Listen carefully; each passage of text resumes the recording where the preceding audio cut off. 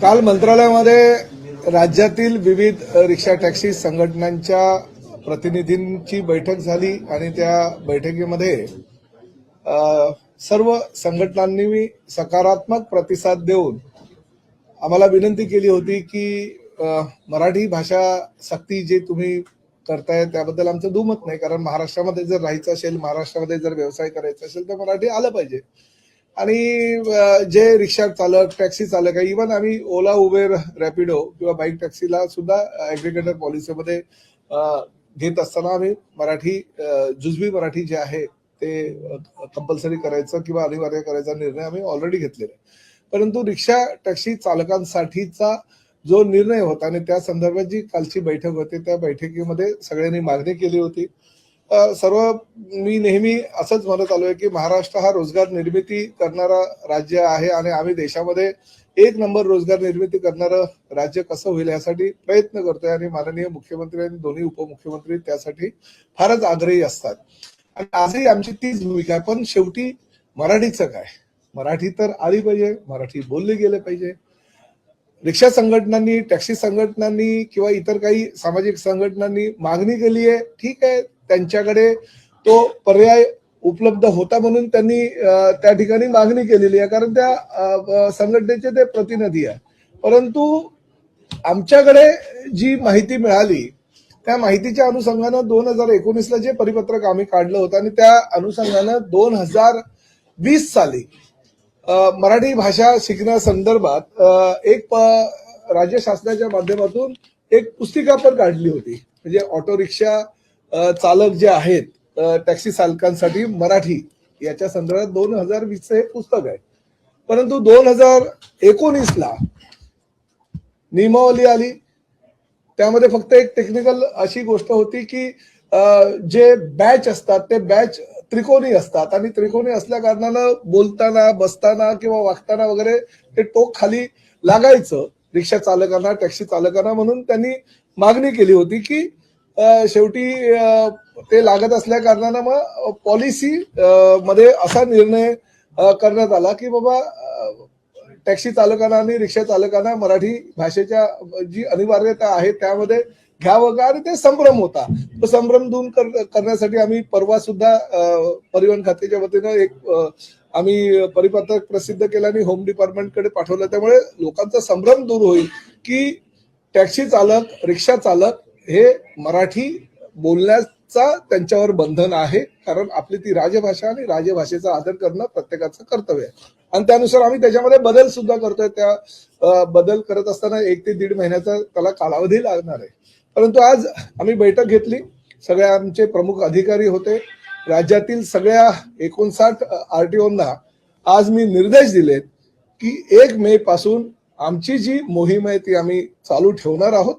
आणि राज्यामध्ये ज्या ज्या ठिकाणी चुकीच्या पद्धतीनं काही रिक्षा चालत असतील, चुकीच्या पद्धतीने टॅक्सी चालत असतील, तर बेकायदेशीररित्या जर काही ते प्रवाशांना त्रास देत असतील किंवा बेकायदेशीररित्या नियमाचं उल्लंघन करत असतील, कारण 20 नियमावली आहे की 20 साधारणतः आमच्या कायद्यामध्ये तरतुदी आहे की त्या 20 कायद्याचं त्यांनी उल्लंघन केलं तर आम्ही त्यांचा लायसन्स सुद्धा रद्द करू शकतो, बॅच सुद्धा रद्द करू शकतो किंवा परमिट सुद्धा रद्द करू शकतो.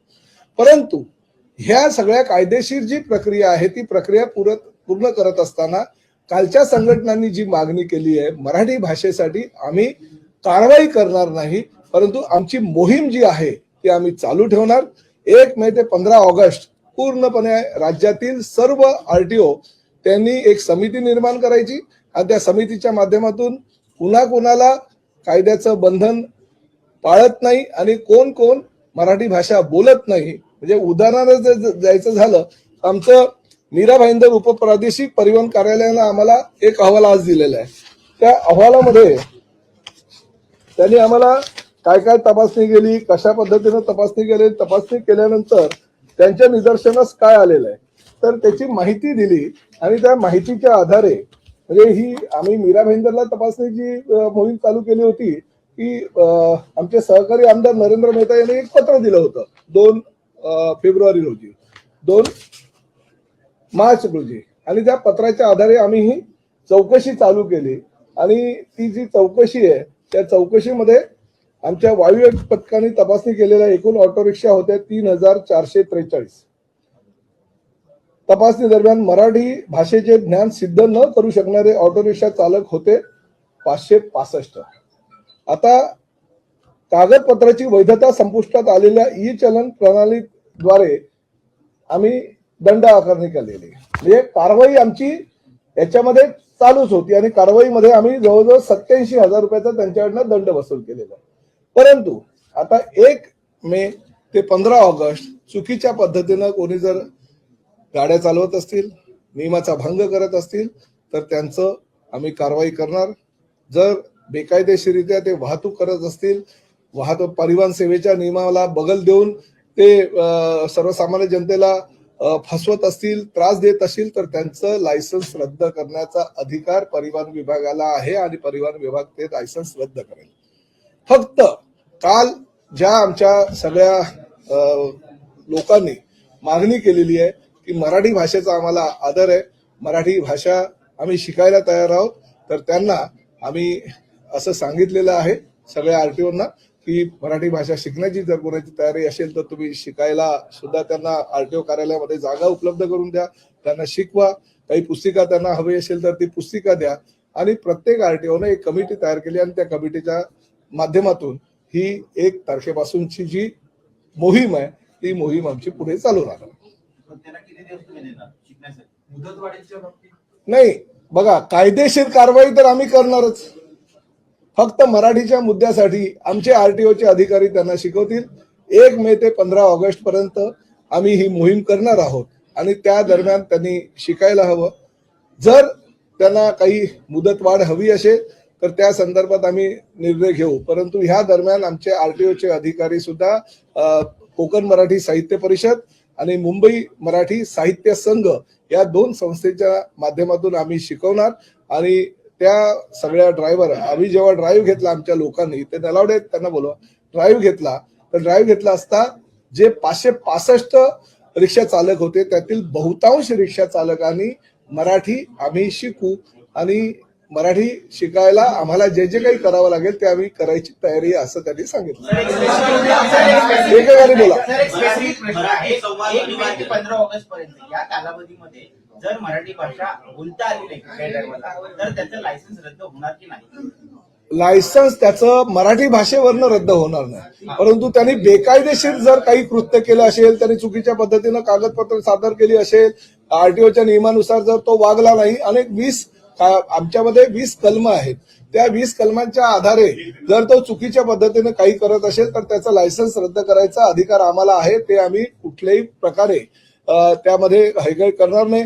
काल जी बैठक झाली त्या बैठकीमध्ये काही नेत्यांनी आम्हाला सांगितलं ना, सरसकट ती मराठी भाषा ठीक आहे, परंतु बाकीचे काही तुम्ही ज्या त्रुटी आहेत त्या त्रुटीकडे तुम्ही बघू नका, तुम्ही कागदपत्राची पाहणी करू नका, तुम्ही आता डोळे झाक करा. हे होणार नाही, मराठी संवाद निर्णयाला 15 ऑगस्ट हे होणार नाही. परंतु तुम्हाला कायद्यामध्येच राहावं लागेल, कायद्यापेक्षा कोणी मोठं नाही. त्यामुळे कायद्यानुसारच रिक्षा चालकांना ही आरटीओच्या माध्यमातून कारवाई करावी लागेल. आमचे नलावडे आहेत, त्यांनी हा अहवाल तयार केलेला आणि अहवाल केल्यानंतर त्यांना धमक्या पण आल्या, यांना धमक्या आल्या, कोण मोठे भाई लोकांची धमकी आले. मी त्यांचं कौतुक केलं, अभिनंदन केलं, कारण एवढ्या धमक्या आल्यानंतर सुद्धा आमच्या आरटीओच्या अधिकाऱ्यांनी पूर्णपणे त्यांना जी जबाबदारी दिली त्या जबाबदारीचं पालन केलं आणि जबाबदारीचं पालन करून त्यांनी एक चांगला अहवाल आमच्याकडे दिला. कारवाई सुद्धा केली, जे बेकायदेशीर काही कृत्य केलं त्याच्यावर कारवाई सुद्धा केली. 87,000चा दंड सुद्धा वसूल केला आणि 565 अमराठी रिक्षा चालकांचा जबाब घेतला.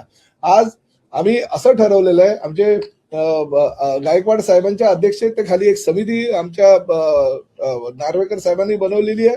ह्या पूर्ण जी आमची आता मोहीम आहे 1 मे ते 15 ऑगस्ट पर्यंत, त्या मोहिमेचं नेतृत्व पूर्ण आमचे गायकवाड साहेब करणार आहे. त्यांच्या अंडर आम्ही 4 अधिकारी अजून दिलेले आहे. दर आठवड्याला ज्या ज्या पद्धतीनं ही तपासणी मोहीम आमची चालू होईल त्या तपासणी मोहिमेचा अहवाल त्यांच्याकडे येईल. चुकीचं जे घडत असेल त्याच्यावर कारवाई करण्याचे निर्देश त्यांच्या माध्यमातून आमच्या आरटीओला दिले जातील आणि त्या माध्यमातून कारवाई आमची कुठल्याही प्रकारे थांबणार नाही. परंतु आम्हाला हे सुद्धा मान्य आहे, मराठी भाषा जर तुम्ही शिकायला तयार असाल तर आम्ही वेळ द्यायला तयार आहोत. तुम्हाला आमचे आरटीओचे लोक शिकवायलाही तयार आहेत. पण ह्या महाराष्ट्रामध्ये व्यवसाय करायचा असेल तर मराठी शिकावंच लागेल. एक मे नंतर एखाद्या रिक्षा चालकांनी म्हटलं की मराठी शिकणार नाही तर त्याच्यावरती कारवाई करणार का? ती कशी? 15 ऑगस्टनंतर अरे एक मिनिट थांब ना. आधी असं म्हणू तर द्या.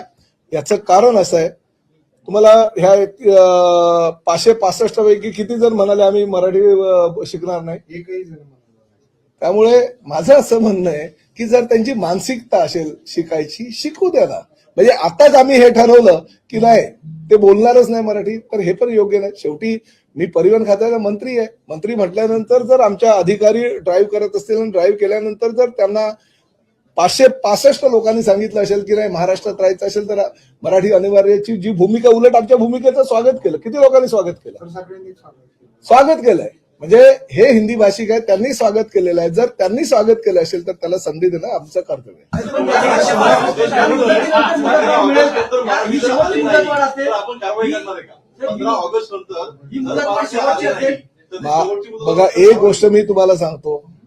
मला असं वाटतं की जर तरला न जाता आमच्या आरटीओच्या अधिकाऱ्यांवर, मराठी साहित्यिकांवर आमचा विश्वास आहे की जेवढ्या लोकांना आम्ही लायसन्स दिलेलं आहे, जेवढ्या लोकांना बॅच दिलेलं आहे, ते सर्वच्या सर्व आम्ही जर ही एवढी मोहीम 100 दिवसाची मोहीम आहे, 100 दिवसाच्या मोहिमेमध्ये आमची सगळी लोक इन्व्हॉल्व्ह होत असेल, आम्ही एका सिनियर अधिकाऱ्याला जर त्या ठिकाणी नियुक्त केलं असेल तर 100% आम्हाला असं वाटतं ते मराठी बोलतील. जर नाही बोललं तर मग ठरवू ना, तुम्ही आहातच शेवटी. 20 पॉईंट काय काय असणार तुम्ही सांगितलं तर 20 नाही, तो कायद्यामध्ये तरतूद आहे. परिवहन कायद्यामध्ये ती तरतूद आहे. शेअर ऑटो रिक्षा त्यांच्या विरुद्ध पण तुम्ही कारवाई करणार आहे का? सगळे झाले हो. त्याच्यामध्ये 2 व्हीलर 3 व्हीलर पॅसेंजर तेवढे सगळे. कारण आमची भूमिका स्पष्टपणे आहे. कोणी किती दबाव टाकला, कोणी किती बंदची हत्यार बाळगलं, कोणी किती आंदोलन करू असं म्हटलं तरी महाराष्ट्रामध्ये व्यवसाय करायचा असेल तर मराठी शिकावं लागेल. आम्ही शिकवायला तयार आहोत. शिकून घ्या.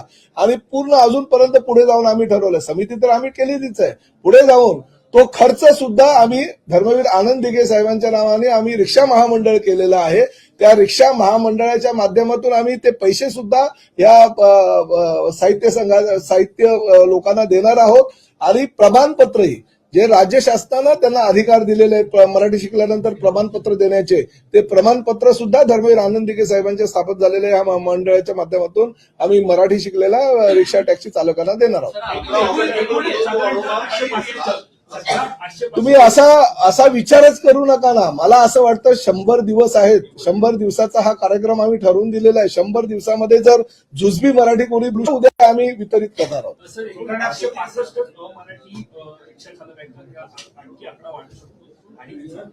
जे वाढू शकतो ना. ह्या फक्त ड्राईव्ह जो घेतलाय 3,443 मधनं ड्राईव्ह तो घेतलेला आहे. रिक्षा चालक अजून जास्त असू शकतात. आणि इथे फक्त मीरा भाईंदर रिक्षा चालक आहे, कारण टॅक्सी तिकडे जात नाही, म्हणून रिक्षा चालकांचाच घेतलेला आहे. त्यांची शिकवणी ही दिवस कशी असणार आहे? कारण 1 मे ते 15 ऑगस्ट हा कालावधी असणार का?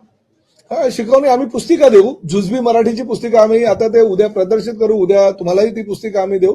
आमच्या प्रत्येक बघा, हे जे पुस्तक आहे मोठं, ते सुद्धा आम्ही ई पुस्तिकेच्या माध्यमातून एक व्हॉट्सअप क्रमांक त्यांचा जो असेल त्या व्हॉट्सअपवर ही ई पुस्तिका सुद्धा मोठं पुस्तक देऊ. म्हणजे जर प्रत्येकाला कोणाला असं वाटेल की नाही आम्हाला मराठी जरा थोडा आता जुजबी शिकलो, आम्हाला आता 2-4 दिवसात जुजबी शिकलो, आम्हाला पूर्णच मराठी शिकायचं आहे, तर आम्हाला ही पुस्तिका जी आहे ते त्यांना आम्ही त्यांच्या व्हॉट्सअपवर आमचे अधिकारी त्यांना देतील, रिक्षा चालकांना, टॅक्सी चालकांना. आणि दुसरं जे पुस्तिका आम्ही उद्या प्रकाशित करणार आहोत ती सुद्धा ते देतील, जेणेकरून मराठीचा प्रचार आणि प्रसार त्यांच्या माध्यमातून आमच्या आरटीओचे अधिकारी पोहोचू शकतील. 2022 मध्ये या पुस्तिका आलेल्या त्यानंतर काय झालं? 2020 नंतर काही त्यांनी ते कोणी रिक्षा टॅक्सी चालकांनी वाचलं नाही, म्हणून आम्ही आता त्यांना संधी उपलब्ध करून देणार आहोत.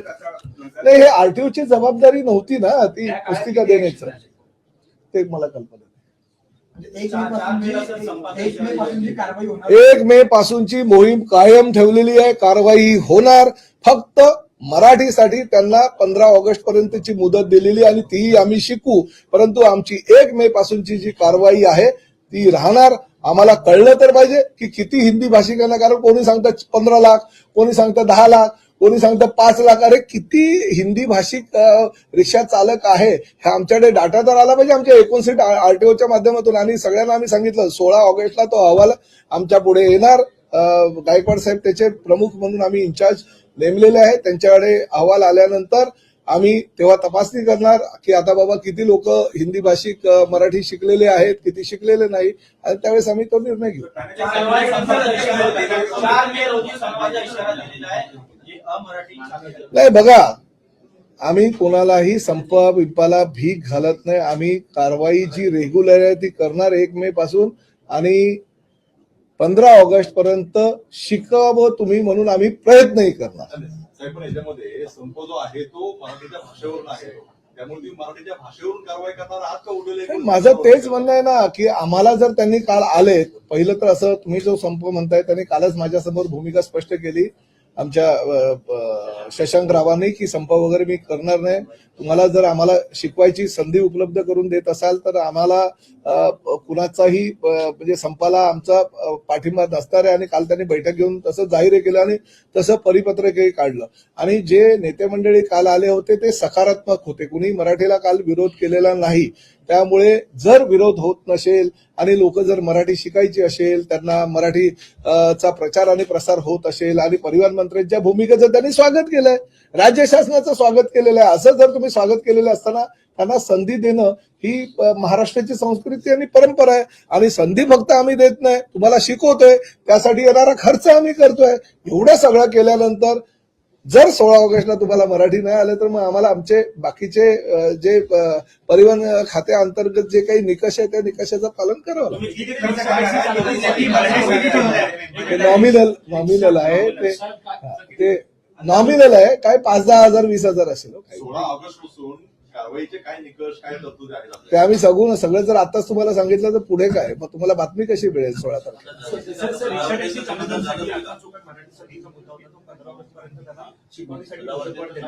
मात्र भविष्यामध्ये हाच नियम ओला वगैरे असतील किंवा प्रायव्हेट सगळे आम्ही इव्हन ऍग्रिगेटर पॉलिसीमध्ये सुद्धा ओला, उबेर, रॅपिडो आणि बाईक टॅक्सी यांच्यामध्ये सुद्धा मराठी भाषा अनिवार्य करण्याचे आम्ही ऍग्रिगेटर पॉलिसीमध्ये लॉ अँड ज्युडिशियल डिपार्टमेंटला सुद्धा आमचं नोट गेलेली आहे.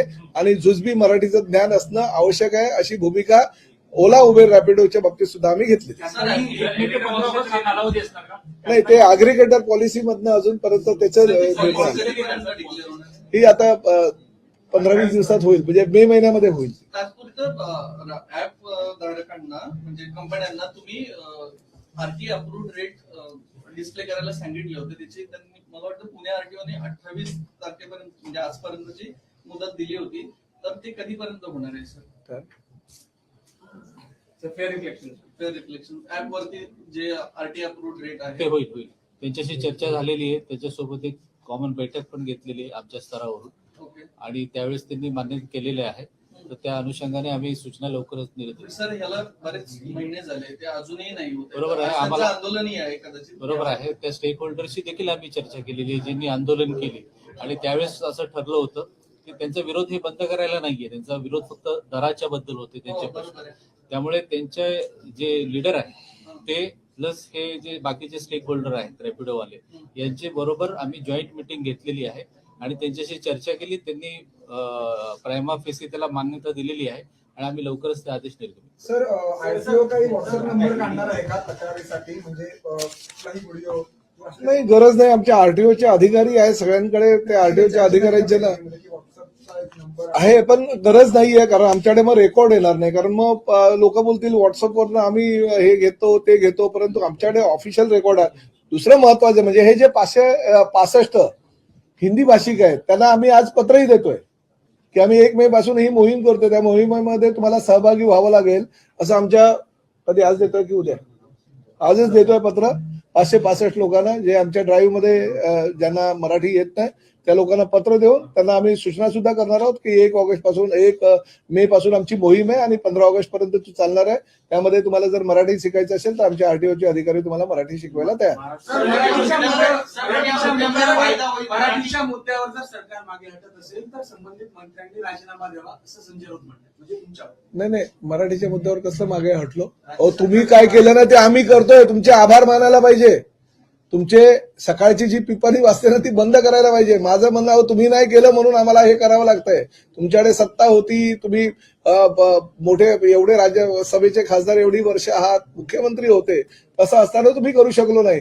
परंतु परिवहन मंत्री म्हणून प्रताप सरनाईकनी पुढाकार घेतला. तुम्हीच तुमच्या सामन्याच्या हेडलाईनला छापताय की आभार व्यक्त करता, अभिनंदन करता. आम्ही कसं मागे घडलो? उलट आम्ही मराठीचा प्रचार आणि प्रसार करतोय. तुम्ही जे केलं नाही ते आम्ही करतोय.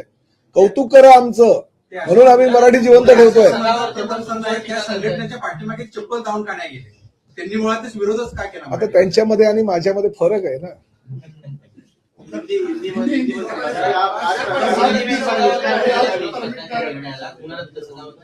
त्यांना काही विरोध करू दे, कुणालाही किती विरोध केला तरी एक गोष्ट आहे, प्रताप सरनाईक आपल्या भूमिकेवर ठाम आहे आणि कुठल्याही परिस्थितीमध्ये मराठी भाषेचा आदर जी लोक करतात त्यांचा सन्मान केला जाईल. ज्यांना मराठी शिकायचं आहे त्यांना शिकवलं जाईल, परंतु जे कायद्याचं पालन करणार नाही त्यांना मात्र आमच्या नियमानुसार त्यांच्यावर कठोर कारवाई केली जाईल. गेम चेंजर ठरेल सगळ्यांसाठी.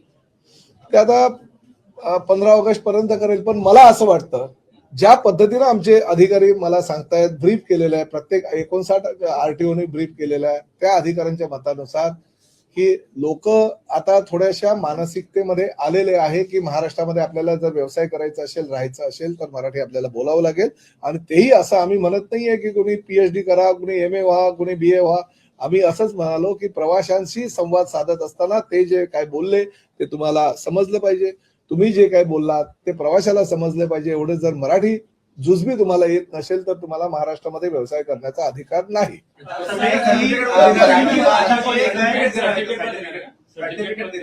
हो, मराठी शिकल्यानंतर सर्टिफिकेट पण देणार. मुंबई मराठी साहित्य संघाच्या वतीनं राज्य शासनाचं मान्यता प्राप्त सर्टिफिकेट त्यांना देणार आणि परत लायसन्स रिन्यू करत असताना ते सर्टिफिकेट सुद्धा बंधनकारक करणार. सर, हिंदी में जानना चाहेंगे, जो मराठी भाषा को लेकर कई दिनों से राजनीति चल रही है, उस पर किस तरह की? सबसे पहले तो मैं यही कहना चाहता हूं कि मराठी भाषा के ऊपर कोई राजनीति नहीं है. मराठी भाषा का इतिहास बहुत पुराना है, 2300 साल से भी अधिक ये इतिहास है और मराठी भाषा के ऊपर प्यार करने वाले लोग इस दुनिया में है. हमारा मुंबई शहर है, खासकर महाराष्ट्र है, ये महाराष्ट्र की संस्कृति और परंपरा है कि आने वाले जो भी लोग हैं उनको रोजगार देना, क्योंकि मुंबई में लाखों लोग रोज आते हैं और व्यवसाय करते हैं, अपनी रोजी रोटी के ऊपर परिवार का गुजारा करते हैं. हमारा भी यही कहना है कि आइए, हम आपके लिए तैयार है. हम आपको रोजी रोटी देने के लिए अगर तैयार होंगे तो हमारी जो मराठी है, हमारी जो राजभाषा है, उसका आदर करना भी आपका कर्तव्य बनता है. आरटीओ डिपार्टमेंट के माध्यम से बहुत सारी गलतियां आपके माध्यम से होती है, ऐसा हमने रिक्शा टैक्सी ड्राइवर्स को बोला है. जो मीरा भाईंदर शहर के नरेंद्र मेहता जी है विधायक, उन्होंने कंप्लेंट की थी. उसके कंप्लेंट के आधार पे हमने जो सर्वे किया, वो सर्वे में हमने करीबन 3400 से अधिक ऑटो रिक्शा ड्राइवर्स का हमने जो कागजात है वो जानकारी ली. उसके दरमियान हमें ऐसा पता चला कि 565 जो ड्राइवर्स है उनके पास मराठी का बिल्कुल ज्ञान नहीं है. हमने उनसे बात की, हमारे अधिकारियों ने, तो उन्होंने कहा कि हमें कोई मराठी भाषा सिखाने की अब तक कोशिश नहीं की, इसलिए हम सीख नहीं पाए. अगर आरटीओ डिपार्टमेंट या कोई भी स्वयंसेवी संस्था अगर हमें सिखाएंगे तो हम जरूर सीखेंगे. और उसके माध्यम से हम ये ड्राइव जो है वो हमारा 1 मई से लेकर 15 अगस्त तक पूरे महाराष्ट्र में चलेगा. कानूनन जो है कार्रवाई वो तो हमारी होगी. अगर कोई गलत तरीके से ड्राइव करता है, लोगों को परेशान करता है, हैरान करता है, पैसेंजर से गलत तरीके से अगर बोलता है, पैसेंजर के लिए अगर रिक्शा रुकाता नहीं, टैक्सी रुकाता नहीं, वो टैक्सी में और रिक्शा में बैठ के अगर स्मोकिंग करता है, वो अगर उसका यूनिफॉर्म जो है वो यूनिफॉर्म अच्छी तरह से पहनता नहीं है और जो कानून का अगर ख्याल नहीं रखता है तो उसके ऊपर उसका लाइसेंस रद्द करने का, उसका परमिट रद्द करने का तो जिम्मेदारी हमारे आरटीओ के लोग हैं, वो तो लेंगे ही.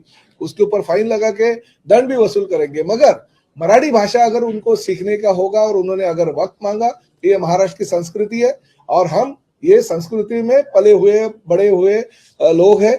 राज्य का मंत्री होने के नाते हमने ऐसा निर्णय लिया. हमारे गायकवाड़ साहब जो इस पूरे जो हमारी ड्राइव रहेगी उसके इंचार्ज रहेंगे, उनके अंडर हमने 4 अधिकारी और वरिष्ठ नियुक्त किए हैं. और साथ ही में जो लोकल लेवल के हमारे आरटीओ होंगे उनकी भी एक कमेटी होगी. उस माध्यम से हम कागजात चेकिंग करेंगे, लाइसेंस चेक करेंगे, बैच करेंगे, चेक करेंगे, परमिट चेक करेंगे। अगर गलत तरीके से कोई अगर ड्राइविंग करता है तो उसका लाइसेंस तुरंत जगह पे रद्द किया जाएगा। मगर मराठी के मुद्दे पे अगर वो मराठी सीखने के लिए तैयार होंगे तो हम उनको मराठी सिखाएंगे, क्योंकि कोकण मराठी साहित्य परिषद और साथ ही में मुंबई मराठी साहित्य संघ, इन दोनों संस्थाओं ने मराठी सिखाने के लिए उनको मान्यता दी है और वो आगे आने के लिए तैयार है।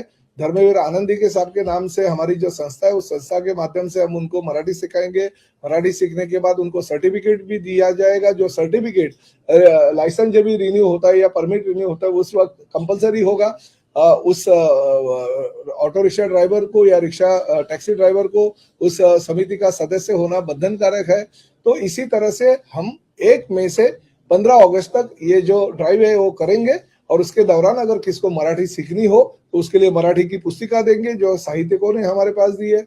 दूसरी पुस्तिका जो है वो कल हम प्रकाशित करेंगे। उसके माध्यम से भी जुज़वी जो मराठी है, जो पैसेंजर के साथ ड्राइवर और ड्राइवर के साथ पैसेंजर बातें करते हैं वो समझना चाहिए। वो जो बुक है वो हम व्हाट्सएप के माध्यम से हर रिक्शा वालों को देंगे जिनको मराठी सीखना है। में अगर कोई सीख नहीं पाता है तो आगे क्या होगा? देखिए, हम तो यही चाहते हैं, हम पॉजिटिव है, हम यही चाहते हैं कि 15 अगस्त को हमारा ड्राइव खत्म हो जाएगा और 16 अगस्त को रिपोर्ट हमारे ऑफिसर्स के पास आएगा। हम यही सोचते हैं कि उस दौरान हमारे सभी हिंदी भाषिक भाई है पूरा का पूरा मराठी सीखेंगे, क्योंकि जुज़वी मराठी है। हम ये नहीं कहते कि घर पे जाके अपने परिवार के साथ आप मराठी में बात करो, आप अपने दोस्तों के साथ या गांव जाने के बाद में भी आप मराठी में बात करो। हम यही कहते हैं कि जो प्रवासियों के साथ आपको बात करनी है वो आपको समझनी चाहिए और वो अगर कुछ बोलते हैं तो आपको समझना चाहिए। इतना मराठी तो आपको सीखना जरूरी है और इसलिए हम ये प्रयास करें और धर्मेंद्र आनंद दिघे साहब के नाम से जो हमने महामंडल बनाया उस माध्यम से हम ये कार्रवाई आगे करते रहेंगे। मगर एक बार मैं यही कहना चाहता हूँ, महाराष्ट्र में अगर व्यवसाय करना होगा तो मराठी अनिवार्य है। सर, इसके अलावा रोहिंग्या और बांग्लादेशी कुछ ड्राइवर्स गलत तरीके से लाइसेंस परमिट उनको मिलता है। हमने उसके ऊपर भी बहुत बड़ी कार्रवाई करने का निर्णय ले लिया। आज के बैठक में ये भी तय हो गया कि इस तरह से हमारे पास जो कंप्लेंट्स आती है, अभी तो फिलहाल जो कंप्लेंट आई है उसमें 30 लोग जो है वो रोहिंग्या है, बांग्लादेशी है और अलग कोई किस्म के लोग हैं और उनको भी परमिट दिया गया, लाइसेंस दिया गया, ऐसी कंप्लेंट आई है। हमने ये तय किया है कि तहसीलदार और संबंधित कलेक्टर को हमारे जो टीसी साहब है वो खत भी लिखेंगे और पुलिस में भी वो एफआईआर दर्ज करेंगे। कुछ कार्रवाई हमारे पास पूरा का पूरा प्रूफ आने के बाद हम उनके ऊपर एफआईआर दर्ज करेंगे। रिपोर्ट आई है आपको मेरा भाईंदर से, उसमें हमें रिपोर्ट जो आई है वो तहसीलदार के हमारे ऑफिसर ने पूरा की पूरी छानबीन की है, मगर वो तहसीलदार से अभी तक उनके तहसीलदार के रिकॉर्ड पे पॉजिटिव दिख रहा है, मगर वो पॉजिटिव नहीं हो सकता है क्योंकि एक जगह पे 6 लोगों का नाम दिया है, एक बर्थ सर्टिफिकेट मैनेज करके बीएमसी से और 2-4 लोगों का नाम डाला है। ऐसे बहुत सारे कंप्लेंट्स है। तो ये 30 कंप्लेंट हमने निकाली, उसके ऊपर हमारा जो ऑफिसर्स है वो पूरी की पूरी महसूल खाते के लोगों से पूरी छानबीन करेगा और उसके ऊपर कार्रवाई करेगी। दूसरा हमने और ऐसा निर्णय ले लिया है साथ ही में इसके दौरान कि अगर ये कंप्लेंट बार बार आती है तो हम एआई टेक्नोलॉजी को लेके हुए नहीं, जिम्मेदारी अगर आरटीओ की है तो आरटीओ के अधिकारी महसूल खाते के लोगों के ऊपर बोलते हैं उन्होंने सर्टिफिकेट दिया इसलिए हमने दिया, फिर महसूल वाले बोलते हैं कि पुलिस ने दिया इसलिए हमने उनको दे दिया, फिर पुलिस बोलती है बीएमसी वाले ने सर्टिफिकेट दिया इसलिए हमने दिया। तो इसलिए हमने ये निर्णय लिया कि एआई टेक्नोलॉजी का वापर करते हुए एक इंसान को सिर्फ एक सर्टिफिकेट मिलना चाहिए जो ओरिजिनल होना चाहिए, उसके ऊपर भी हमने ये निर्णय लिया है। कई मामले सामने आ रहे हैं। आज ही आईसीस से जुड़ा एक सेल्फ रेडिकलाइजेशन का मुद्दा सामने आया है। खुद नरेंद्र मेहता किरीट सोमैया से पुलिस स्टेशन में वहां पर पहुंचे हुए हैं। आप वहां के विधायक भी है, क्यों ऐसे मामले आपके कॉन्स्टिट्यूंसी से सामने आ रहे हैं? नहीं, मेरे कॉन्स्टिट्यूंसी में नहीं बल्कि उनकी ही कॉन्स्टिट्यूंसी है। ये जो घटना घटी है ये भी हमारे मेहता जी, देखिए ये बातें सब उनको बहुत सारी पता चलती है क्योंकि उनका भी बैकग्राउंड वैसा ही है और उस बैकग्राउंड की वजह से उनके ऊपर अगर 28 केसेस हो गए तो ये क्रिमिनल बैकग्राउंड होने की वजह से उनको भी उसके बारे में बहुत सारी मालूमात होती है। कुछ जगह पे अगर नहीं होता रहेगा तो वो खुद जाके कुछ करवाने की कोशिश करते हैं। तो ये तो चलता रहता है उनका, वो जाते हैं और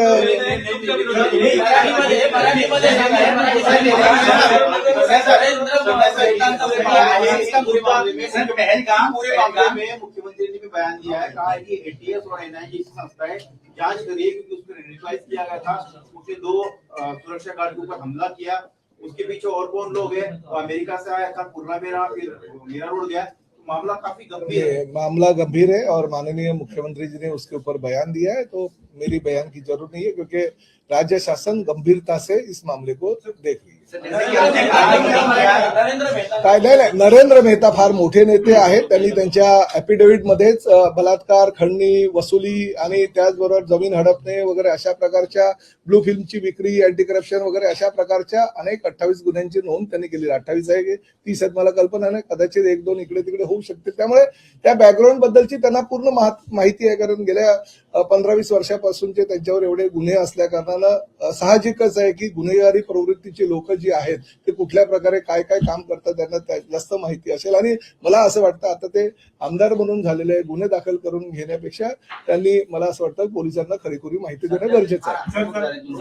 चांगलं आहे, मला चांगलं आहे मराठीचे मुलं, आणि मी सुद्धा त्यांच्या पत्राची एवढी दखल घेतोय त्यामुळे ते जास्त आक्रमक झाले। कारण खरं तर म्हणजे मी त्यांच्या मनापासून माझे सहयोगी सदस्य म्हणून आभार मानतो की त्यांनी बघा मला 2-3-2026 रोजी म्हणजे अधिवेशन काळादरम्यान पत्र दिलं आणि त्यांच्या ह्या पत्राची दखल घेऊन मी कार्यवाही चालू केली। म्हणून मराठीचा प्रचार आणि प्रसार होण्यासाठी आणि जे काही आज भविष्यामध्ये ज्यांच्यावर कायदेशीर कारवाई होणार आहे ते जबाबदार आहे, त्यामुळे त्यांचं अभिनंदन करायला पाहिजे। आम्ही सहयोगी सदस्य आहे शेवटी आमचे। तक्रार दाखल करतात, एफआयआर दाखल केला तुमच्यावर? नाही माझ्या विरोधात तसं असं काहीतरी तुम्ही उगाच त्याला बदनाम करू नका। 665 रिक्षा चालक 565 समथिंग त्या रिक्षा चालकांनी सांगितलं की आम्ही मराठी शिकू, पण प्रसार माध्यमांवरती अनेक रिक्षा चालक मुजुरीमध्ये बोलतात की आम्ही मराठी शिकायचं का आमची कामं बघायची, असे अनेक 2-3 असे येऊ द्या ना आता। म्हणून माझं म्हणणं आहे आमचे मीरा भाईंदरचे रिक्षा चालक खूप चांगले आहे, तसेच चांगलेपणा किंवा तोच सुसंस्कृतपणा इतरही रिक्षा चालकांनी दाखवला तर आमचं काम जरा इझी होतं। रोहिंग्या याच्यामध्ये ड्रायव्हिंग लायसन्स तुम्ही आता ऑफलाईन करणार आहे का? कारण जर समजा आपण काय करणार असं आता ऑनलाईन आहे तुमचं सध्या, ऑफलाईन करणार आहे का? कारण हा इज ऑफ डुईंग बिझनेस साठी आणि लोकांना सुविधा व्हावी म्हणून बेसिकली आरटीओ विभागाकडून, ट्रान्सपोर्ट विभागाकडून 2 प्रकारचे आपण कामं करतो। एक रेग्युलेटरी फंक्शन करतो आणि दुसरं आपण लोकांना सेवा द्यायचं काम करतो। तर लोकांना ही सेवा मिळावी म्हणून आम्ही हा प्रयत्न केला होता की ऑनलाईन द्यायचा, आणि ती सिस्टीम आजही चालू आहे।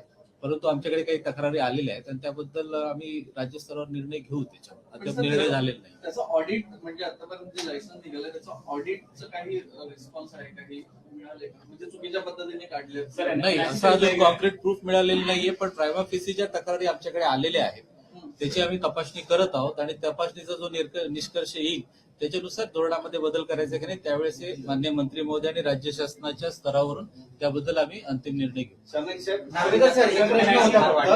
अशा प्रकरणांमध्ये बाहेर भाडी नाकारले जातात ऑटो रिक्षा। मी काय सांगितलं, ज्या काही तक्रारी आहे, भाडी नाकारणे, हात दाखवल्यावर सुद्धा रिक्षा उभं न करणे, रिक्षामध्ये बसून सिगारेट पिणे, युनिफॉर्म नसणे, जी लाईन आहे ती लाईन तोडणे आणि भाडे नाकारलेल्या नंतर प्रवाशांशी हुज्जत घालणे, असे काही प्रकार आमच्या आरटीओच्या निदर्शनास आलं तर त्यांचा लायसन्स तात्काळ रद्द करण्याचे आदेश मी माझ्या अधिकाऱ्यांना दिलेले आहेत।